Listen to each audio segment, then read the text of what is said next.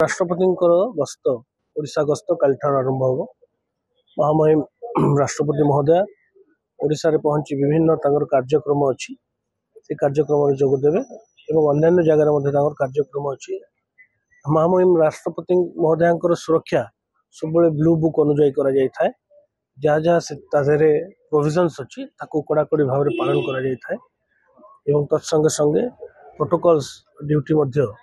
अंतर्भुक्त तेणु आम blue book अनुजाई संपूर्ण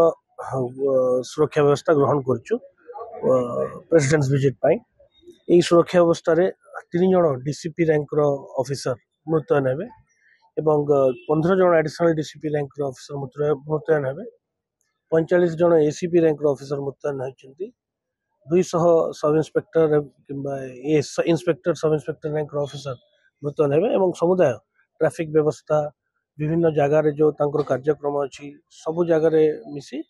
अराउंड 40 प्लाटून ऊर्ध्व फोर्स डिप्लॉयमेंट काली आपन को ब्लू बुक अनुजाई जहाँ जहाँ प्रोविजन्स थाए से अनुजाई ट्रैफिक व्यवस्था एंटायर सिक्योरिटी व्यवस्था ग्रहण करा जाय थाए।